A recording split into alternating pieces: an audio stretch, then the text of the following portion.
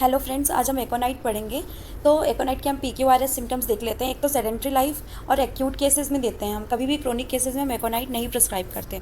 और दूसरा है फियर एंजाइटी, ये इसके PQRS सिम्टम्स हैं। तो अब हम इसका कॉन्स्टिट्यूशन देख लेते हैं। इसका कॉन्स्टिट्यूशन क्या है, एक तो एक्यूट और रिसेंट केसेस में देंगे। Young person specially girls of full plethoric habit. Plethoric का मतलब होता है ब्लड से रिलेटेड, और इसका अगर हम हिंदी में इसका मतलब देखें तो वो लड़कियां जो बहुत ही आलस जो करती हैं, बहुत ही ज़्यादा आलसी हैं, लेज़ी हैं, पूरे दिन पड़ी रहती हैं बेड पे, कुछ ऐसे मतलब बेड पे नहीं लेकिन बैठ कर कंटिन्यू काम कर रही हैं और ज़्यादा चलना फिरना नहीं हो पा रहा है, ऐसी हैबिट्स पे हम दे सकते हैं। दूसरा है सेडेंट्री लाइफ, लेजीनेस और ज़्यादा मतलब टहलना नहीं हो पा रहा है, एक्सरसाइज नहीं हो पा रही है, तो उस तरह की एक हैबिट है, उस पर हम दे सकते हैं। Person specially affected by atmospheric changes, जो छोटे छोटे चेंजेस के बाद जिनको कुछ भी हो जाता है, जैसे अभी जस्ट गर्मी गई, ठंड आई तो बीमार पड़ गए, ठंडी गई, गर्मी आई तो बीमार पड़ गए, ऐसे छोटे छोटे एटमॉस्फेरिक चेंजेस के बाद वो बीमार होने लगते हैं, उनको दे सकते हैं। सडन जो चेंजेस होते हैं उसके बाद उनको कुछ ना कुछ हो जाता है, फीवर हो जाता है, कभी किसी तरह की कंप्लेन आने लगती है, तो इस तरह की हैबिचुअल होती है उन लोगों की एकोनाइट की। Dark hair and eyes rigid और मसल फाइबर, ये सब ऐसे ही होता है। और उसके बाद अब देखेंगे कि मेंटली पेशेंट कैसा है। फियर है, आपने देखा होगा कि बहुत सारे लोग ऐसे होते हैं जो हर एक छोटी छोटी चीज़ों पे डरते रहते हैं, रोने लग जाते हैं, और उनके फैमिली में भी कुछ ऐसा रहता है कि कहीं ना कहीं उनको बचपन से ही कुछ इस तरह से उनकी हैबिट्स होती हैं, जैसे कि किसी के पेरेंट्स बहुत ही स्ट्रिक्ट होते हैं, किसी की मदर ऐसी होती है कि वो उनको मारती हैं, या किसी तरह का मतलब उनके साथ फिजिकली कुछ ना कुछ प्रॉब्लम हो रही होती है, जिसकी वजह से वो मेंटली भी एनजाइटी से भरे हुए होते हैं, डर से भरे हुए होते हैं, हर छोटी छोटी बात पे डरते हैं, हर छोटी छोटी बात पे एक्साइटेड हो जाते हैं, और मतलब डर के हाथ पैर काँपेंगे उनके, ऐसे हर एक बात पे डरते रहेंगे, उनके चेहरे पे भी उनका डर ऐसे दिखता है कि हाँ ये डर रहा है, हर छोटी बात पे डरना है उनको, और बहुत ही मतलब ऐसे फैटल कंडीशन हो जाती है उनकी, हर एक चीज़ में डरना, हर एक चीज़ में बोलना कि अब तो मैं मर जाऊंगा, अब तो मैं ऐसा हो जाऊंगा। तो ये क्या है, ये एकोनाइट है, ये ऐसे ही होते हैं। अब उसके बाद हम बात करते हैं कि great fear and anxiety of mind with great nervous excitability, afraid to go out into a crowd where there is any excitement or many people to cross the street, मतलब जहाँ पे भीड़ हो, जहाँ पे ज़्यादा लोग हों, जहाँ पर मतलब ऐसे रोड भी क्रॉस करना है, तो वहाँ पर भी एकोनाइट के पेशेंट को डर लगता है कि मैं कैसे करूँ ये सब कुछ। The countenance is expressive of fear, मतलब इनका चेहरा भी ऐसे डर से भरा हुआ रहता है, इनके सारे एक्सप्रेशन डर से रहते हैं। The life is rendered miserable bye fear, इनकी पूरी लाइफ है ना ऐसे डर से भरी हुई रहती है, मिसरेबल रहती है। इनको लगता है कि ये अब इनको जो डिसीज़ हुई है ये बहुत ही फैटल है, ये अपना दिन तक प्रिडिक्ट कर देते हैं कि मैं इस दिन मर जाऊँगा।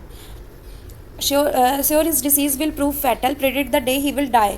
Fear of death during pregnancy के टाइम पे भी फियर ऑफ डेथ रहता है कि हाँ अब तो मैं मरने ही वाला हूँ, ये प्रेगनेंसी है ना, ये मुझे मार देगी। छोटी छोटी मॉर्निंग सिकनेस, छोटी छोटी चीज़ों में डर लगता है इन्हें। Restless anxious does anything in a great haste, haste का मतलब है जल्दीबाजी, किसी भी चीज़ को जल्दी जल्दी करना, जल्दी जल्दी खा लो, जल्दी जल्दी पी लो, जल्दी जल्दी चलो, ये काम फटाफट कर लेते हैं, ये पढ़ लेते हैं, ये कर लेते हैं, हर एक चीज़ में जल्दी है। रेस्टलेस है, सब कुछ जल्दी जल्दी करना है, फटाफट पोजीशन चेंज करनी है, हर एक चीज़। स्टार्टल का मतलब है चुभना, सब कुछ चुभता है इनको, मतलब जैसे अगर बेड पे बैठे हुए हैं तो बस अब फटाफट सो जाओ, फटाफट उठ जाओ, फटाफट ये कर लो, ज़्यादा देर तक एक पोजीशन पे रह ही नहीं सकते हैं। फिर उसके बाद हनीमैन ने इनके बारे में बोला है कि वेन एवर एकोनाइट इज़ चूजन, जब भी हम एकोनाइट चूज़ करेंगे होम्योपैथिकली, यू मस्ट अब all observe the moral symptom, तो हम इसके मोरल सिम्टम्स पर पहले जाएंगे। मोरल सिम्टम इसका क्या है, great fear, anxiety, restless, anxious, ये इसके मोरल सिम्टम्स हैं। तो हम पहले मोरल सिम्टम्स को देखेंगे और ऑब्जर्व करेंगे, और फिर उसके बाद हम एकोनाइट को चूज़ करेंगे। अगर उसकी बॉडी में रेस्टलेस है और माइंड में उसके फियर है, तभी हम एकोनाइट चूज़ करेंगे, वरना हम एकोनाइट नहीं देंगे। Mental anxiety, worry, fear accompany the most trivial ailment. Trivial ailment का मतलब वो है कि जो ऐसे मतलब हम ऐसे सर्कल में हम तीन उसकी बात करते हैं, तो एक तो हो गया कि एंजाइटी रहती है, मेंटली एंजाइटी है, दूसरा है कि फियर है, तीसरा है वरी, डर से भरा हुआ, हमेशा सोचना, हमेशा सोचते रहना कि ऐसा नहीं हो जाए, कभी वैसा नहीं हो जाए, हर एक चीज़ में इंसान डरता रहता है, कांपता रहता है, बहुत ही ऐसे फूक फूक के, आपने सुना होगा फूक फूक के पैर रखना, फूक फूक के आगे बढ़ना, हर एक चीज़ में डर ही डर भरा हुआ है। उसके बाद फिजिकल जनरल की बात करते हैं अब हम। तो complaint caused by exposure to dry cold air, dry north और वेस्ट विंड, और exposure to draft of cold air while in a perspiration, bad effect of checked perspiration. इसका मतलब है कि जब भी इनका एक्सपोजर होगा ड्राई कोल्ड एयर से, सूखी ठंडी हवा, ठंड के टाइम में जो हवा चलती है वो उसमें मॉइस्चर नहीं होता इतना ज़्यादा, तो ठंड की हवा, ड्राई नॉर्थ एयर या वेस्ट विंड के एक्सपोजर में आ गए, या ठंडी ठंडी हवा के एक्सपोजर में आ गए, और इस तरह से इस तरह से इनकी कंप्लेंट क्या हो जाती है, बढ़ जाती है। कंजस्टिव स्टेज ऑफ इन्फ्लामेशन होने लग जाता है, कंजेशन होने लग जाएगा, और पेन आर इंटॉलरेबल, बिल्कुल पेन को टॉलरेट नहीं करवाते हैं, पागल जैसा बिहेव करने लगते हैं, रेस्टलेस हो जाते हैं, इधर से उधर भागेंगे, उधर से इधर, पूरी रात परेशान करेंगे। आपने देखा होगा छोटा बच्चा होता है जो बहुत डरता है, बोलोगे आप भूत है उधर उधर, कभी जाएगा ही नहीं वो। तो ऐसे बच्चे रात भर परेशान करते रहेंगे जब भी वो बीमार पड़ेंगे, क्योंकि उनको नींद तो आती नहीं और डरते बहुत ज़्यादा हैं, तो पूरी रात वो ऐसे परेशान करेंगे, रेस्टलेस रहेंगे और आपको भी करेंगे। फिर फीमेल की बात करें तो amenorrhoea in plethoric young girls after fright to prevent suppression of menses, मतलब गर्ल्स के अंदर क्या हो रहा है कि मेंसेस सप्रेस हो रहे हैं, मेंसेस का सप्रेशन हो रहा है डर की वजह से या किसी भी वजह से मेंसेस का सप्रेशन हो गया है।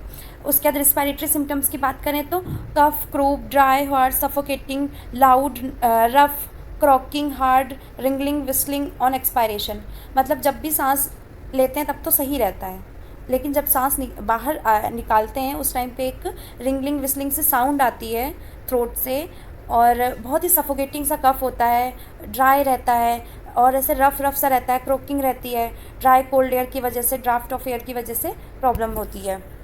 नर्वस सिस्टम की बात करें तो on rising from a recumbent position, the red face become deathly pale.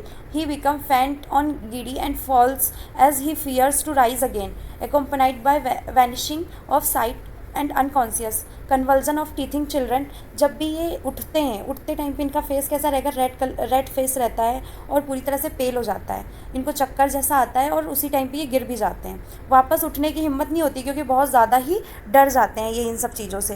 Convulsions आते हैं छोटे बच्चों में जिनके दांत निकल रहे हैं, उनको कन्वल्जन्स आते हैं, जर्क आते हैं, ट्विचेस आते हैं सिंगल मसल्स में, और उसके बाद वो रोने लग जाता है वो बच्चा जो होगा, फ्रीट एंड स्क्रीम्स, और उसकी स्किन कैसी हो जाएगी, हॉट हो जाएगी, ड्राई हो जाएगी, और हाई फीवर। तो इसमें एक चीज़ कॉमन है गाइस कि इस जो भी एकोनाइट का पेशेंट है उसको ड्राई कोल्ड एयर से प्रॉब्लम है, और जब भी उसको कुछ भी होगा उसकी स्किन ड्राई और हॉट हो जाती है, फीवर में भी स्किन ड्राई और हॉट हो जाती है, हर एक चीज़ ड्राई हो जाती है। और उसके बाद चाइल्ड को जब कन्वल्जन्स आएंगे तो हाई फीवर भी आएगा। अब उसके बाद फीवर की बात करें तो स्किन ड्राई एंड हॉट हो रही है, फेस रेड हो रहा है, पेल हो रहा है, और अल्टरनेट हो रहा है, बर्निंग थ्रस्ट है, बहुत ज़्यादा पानी पिएगा, बहुत ही ज़्यादा पानी पिएगा, इंटेंस नर्वस, डरा हुआ, रेस्टलेस, और बहुत ही ज़्यादा परेशान, इंटॉलरेबल हो जाता है, और एग्रावेशन है evening and going to sleep, जब भी सोने जाएगा, रात का समय होगा, उस टाइम पे पेशेंट को एग्रावेशन होगा। अब हम सबसे इम्पॉर्टेंट चीज़ ये है कि aconite should never be given simply to control the fever, इसको कभी भी फीवर कंट्रोल करने के लिए हम नहीं देते हैं, और किसी ड्रग के साथ अल्टरनेट भी नहीं करते। अगर एकोनाइट पेशेंट है तो उसको सिर्फ और सिर्फ एकोनाइट दी जाएगी, ऐसा हम नहीं कर सकते हैं कि एकोनाइट के साथ आर्सेनिक दे दें, ब्रायोनिया के साथ एकोनाइट दे दें, हम ऐसा नहीं कर सकते। एकोनाइट के टाइम पे सिर्फ एकोनाइट जाती है, इसके साथ कोई भी मेडिसिन और नहीं जाती, अल्टरनेट नहीं कर सकते हैं। If it be a case requiring aconite, no other drug is needed, aconite will cure the case. अगर वो केस एकोनाइट का है तो आपको एकोनाइट सिंपली देनी पड़ेगी, एकोनाइट पूरा केस क्योर कर देगी, किसी दूसरे ड्रग की कोई ज़रूरत नहीं है। Unless indicated by the exciting cause, it nearly always injurious in first stage of typhoid fever. अब अगर जैसे टाइफॉइड फीवर है और आप सही से केस नहीं ले पा रहे हो, आपने अगर टाइफॉइड फीवर में एकोनाइट प्रिस्क्राइब किया है तो थोड़ा इंजूरियस हो सकता है फर्स्ट स्टेज में, बाकी सेकेंड स्टेज थर्ड स्टेज में आप दे सकते हो एकोनाइट। अब मोडेलिटीज़ की बात करें तो aggravation evening and night, pain are unsupportable in a warm room when rising from bed lying on affected side, amelioration है ओपन एयर में। इसकी कॉम्प्लीमेंट्री मेडिसिन देखें तो कॉफ़ी है, जो कि फीवर और कॉफ़ी में भी हम देखेंगे रेस्टलेसनेस है, और फीवर के टाइम पे बहुत ही ज़्यादा इंटॉलरेबल पेन हो रहा है। आर्निका देखेंगे ट्रॉमेटिज़म में, ट्रॉमा है, और उसके बाद सल्फ़र देखेंगे, सल्फ़र तो सभी केसेस में देख सकते हैं हम लोग। और उसके बाद जब फीवर में हम इरप्शंस वगैरह देखते हैं तो हम सल्फ़र हम देते हैं। और aconite is the acute of sulphur. Aconite क्या है, एक्यूट केस है, और सल्फ़र क्या है, एकोनाइट का क्रोनिक है। Both precede and follow in an aconite inflammatory condition. दोनों को हम इन्फ्लामेटरी कंडीशंस में दे सकते हैं। Thank you guys. आप लोग मुझे बता सकते हैं कि मैं और कैसे इसकी क्वालिटी को और अच्छा कैसे करूँ। अगर आप लोगों को नहीं समझ में आ रहा है या कुछ भी पॉइंट में आपको डाउट होता है तो आप प्लीज़ मुझे कमेंट करके बता सकते हैं। Thank you.